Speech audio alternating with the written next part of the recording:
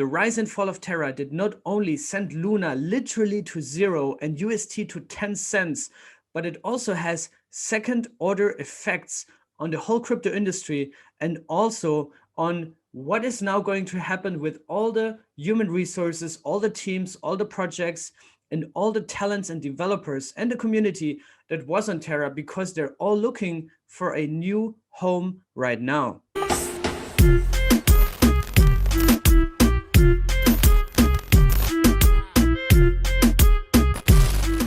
Now, I really want to emphasize in this video that it's extremely unfortunate that a lot of people have lost so much money with what happened to Terra. And in the previous video, I explained actually what happened with the UST pack and this death spiral of Luna, because the price went literally to zero. The chain now halted, and the project is pretty much dead at this point. Personally, I don't really think there's any recovery in sight. Which is a hard pill to swallow for many people. And I know that if you are a Luna investor or even a UST investor and you lost a lot of money, then please, I want to remind you, don't lose faith in this industry. Nothing has fundamentally changed. Terra was a massive experiment and had extremely aggressive tokenomics that in the end did not work out and could not withstand a massive attack that might have been or might not have been coordinated. But at this point, it doesn't really matter because the damage is done and Terra is pretty much over at this point. Now, yesterday I had a live stream with Jack Zampolin and Zaki Manian, who are two of the core developers in Cosmos, and they have also provided substantial technical support for what happened with Terra, as well as other Cosmos developers, because Terra, after all, is a Cosmos SDK built chain. They also have IBC enabled, at least for Luna and UST. But this, after all, and I see a lot of misinformation being spread on Twitter, this, after all, proves and validates the entire design architecture of Cosmos in the first place. Let me explain this. The goal of Cosmos is to build an internet of blockchains. This means that, after all, most of these blockchains are app specific. They're app blockchains, app chains, right? So this is what we mean when we talk about the app chain philosophy or the app chain thesis that we have in Cosmos, is that every idea, every business idea, every application will have its own sovereign blockchain, right? Now you have Sentinel, for example, that tries to disrupt the VPN industry. You have Akash Network that is active in the cloud computing sector. You have Persistence that focus on being a liquid staking hub. You have Evmos that's trying to be an EVM hub on Cosmos. Then you have Osmosis, which is a DEX. You have Juno Network, which is a smart contract platform that implements CosmWasm, right? You have all these little app chain specific zones that are sovereign blockchains. And how do they scale and how do they interoperate? Through IBC, the Inter-Blockchain Communication Protocol, which is the equivalent of TCP/IP, what we know from the internet, and just replicated onto the crypto space, onto the blockchain industry, right? So this is the whole thesis of Cosmos, which is why we have seen now that the Terra chain halted, the Terra network got attacked, Luna went to zero, UST went to zero, and even though it's a Cosmos chain that implements IBC, did it affect Atom? Did it affect Osmo? Did it affect Juno? No, it did not. Of course not, because it's sovereign. They're not connected on a technical level. Did it affect the liquidity pools on Osmosis that had UST in it? Of course, because there's liquidity in it, right? That's a no-brainer. And there's also an emergency plan now for the Osmosis community to rescue the Osmo that are in that pool.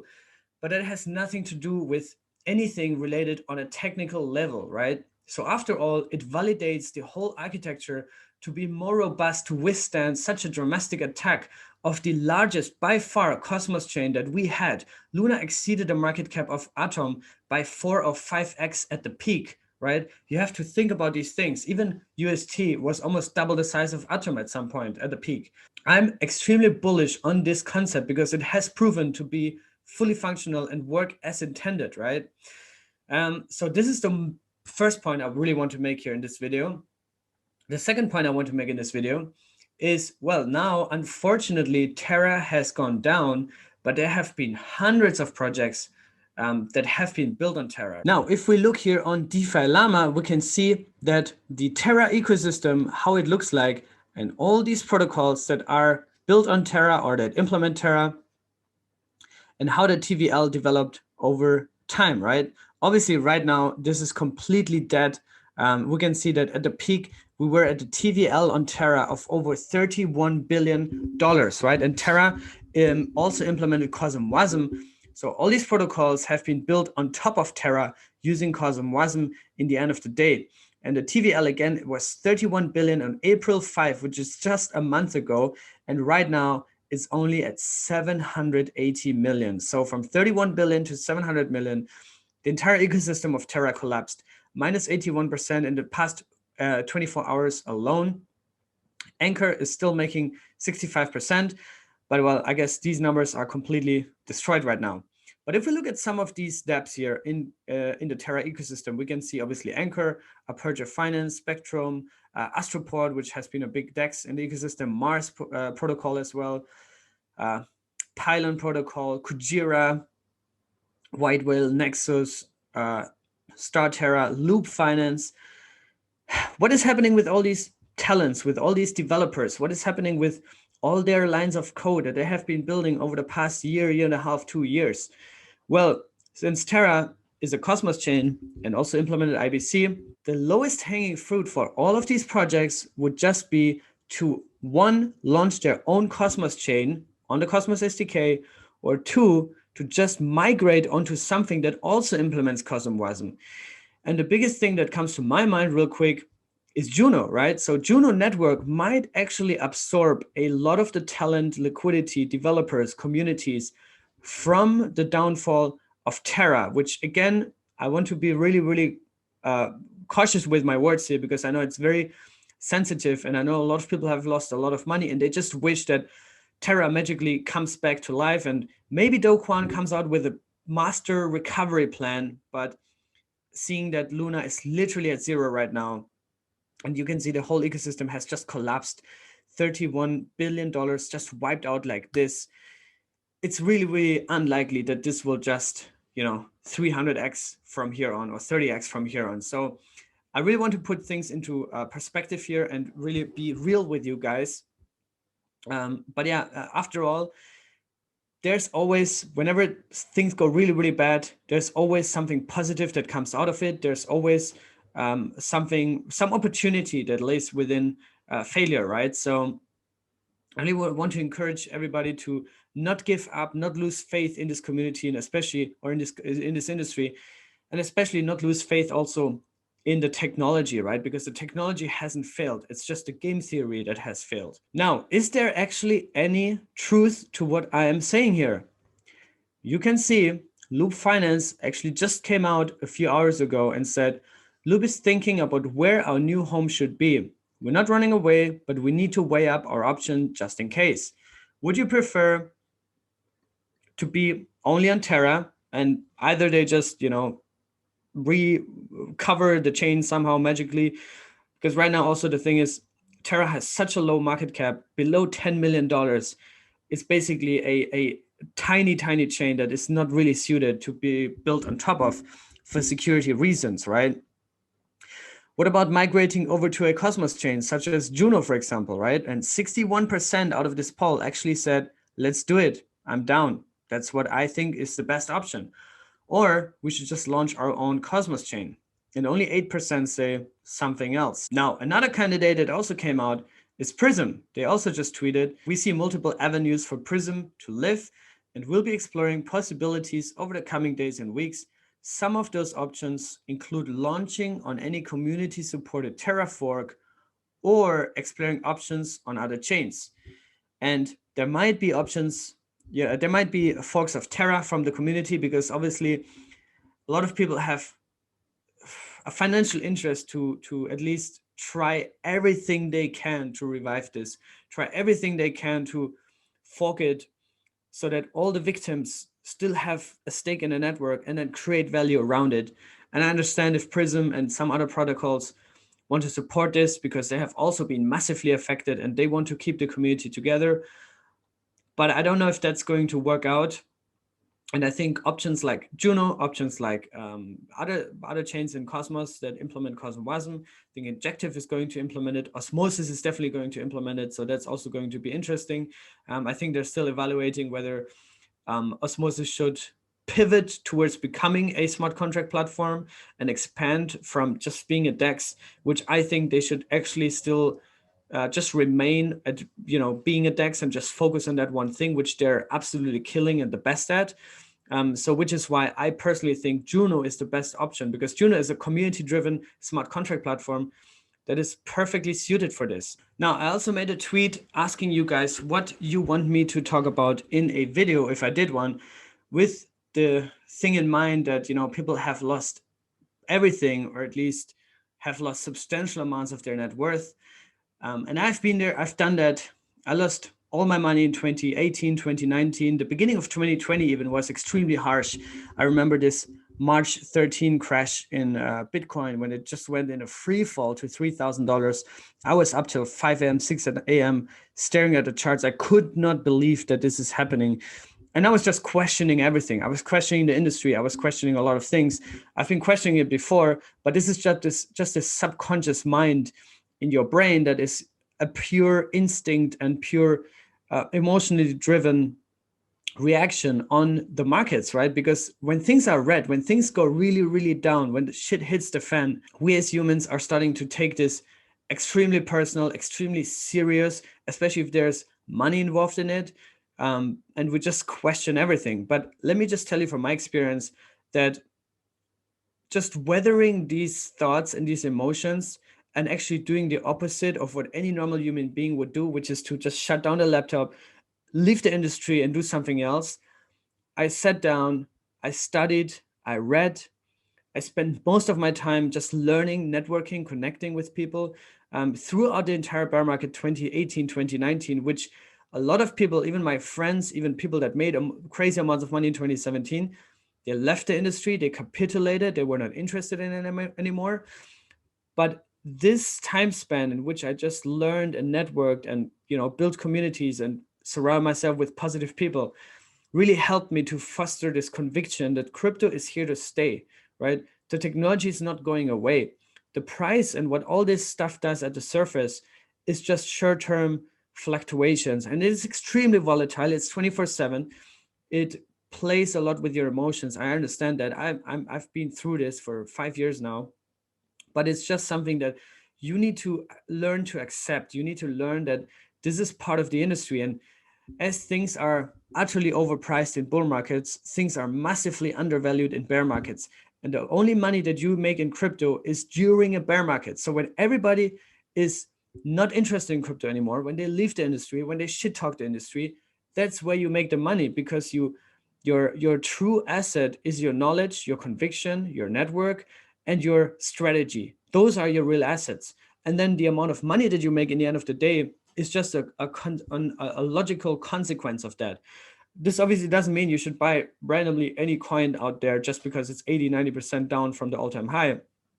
You have to put in the work, have to put in the research, and you will find coins and projects that you will like, communities that you want to be part of, right? For me, it's the Cosmos community. I really love that community. They have a very open spirit and open mindset. They want to connect all networks. They want to connect all blockchains, which is a philosophy that resonates a lot with me. And that's also how I see the crypto space in 5-10 years, right? Ask yourself these questions. Where do you think this is going 5-10 years from now? And a good indicator of where this might be headed in 5 to 10 years is to look at the past 5 to 10 years, right? Where was Bitcoin 10 years ago? Where was Ethereum 5 years ago?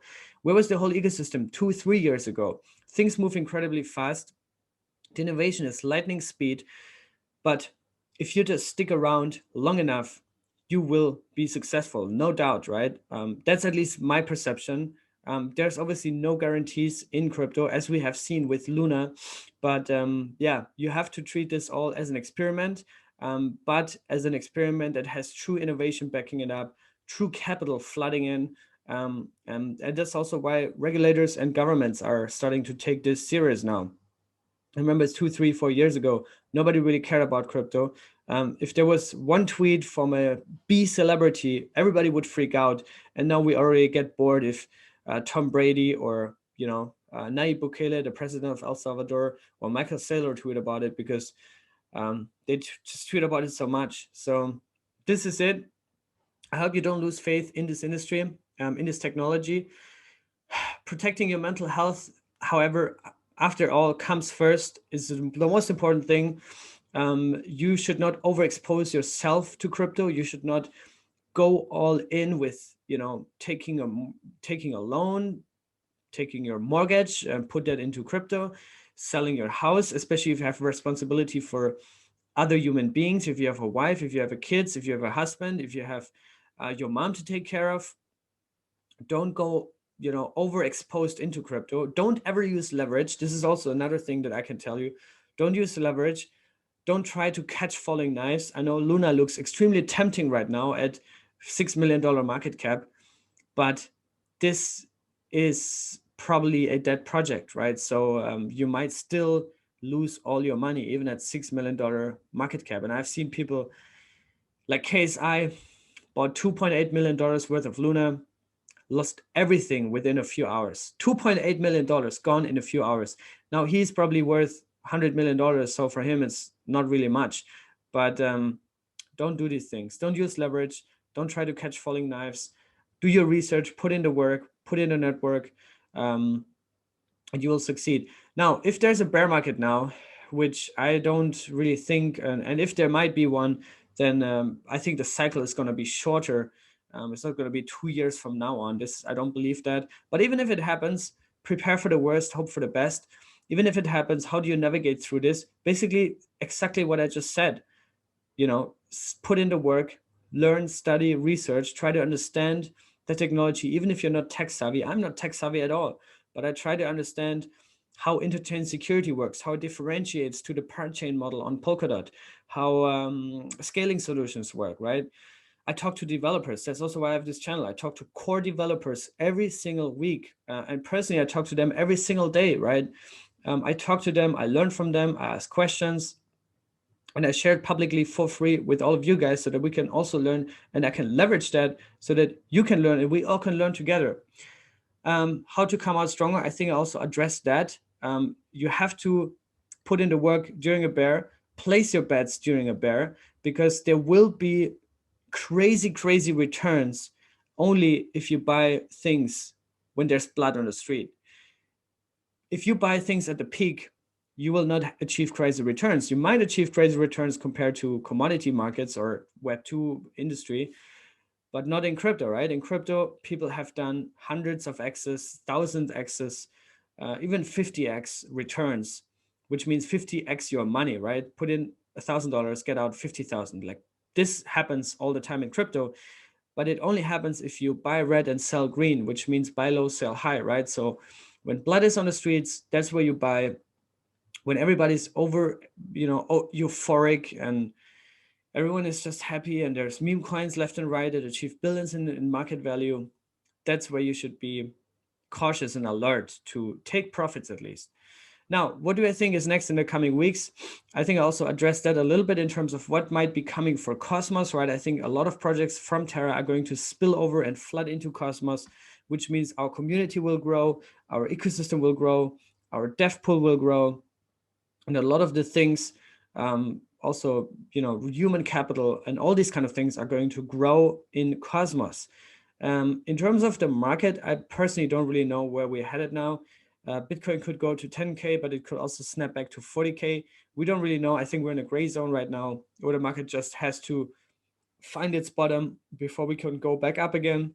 And then we might see some more bullish news also coming out, but yeah, this always takes time. It doesn't go from one day to another just like that. That being said, I hope you appreciate this video. I hope you feel not too bad, even though you might have suffered extreme losses. My personal portfolio obviously is down from the all-time high a lot, but I'm still relaxed because I know where this industry is headed in the next few months and years. And decades, right? Just see this long term, have a broader time horizon. Don't try to enforce things short term. Things will come naturally if you put in the work, if you put in the time, and if you got patience. That's it. I hope I'll see you guys in the next one. Stay safe and be good.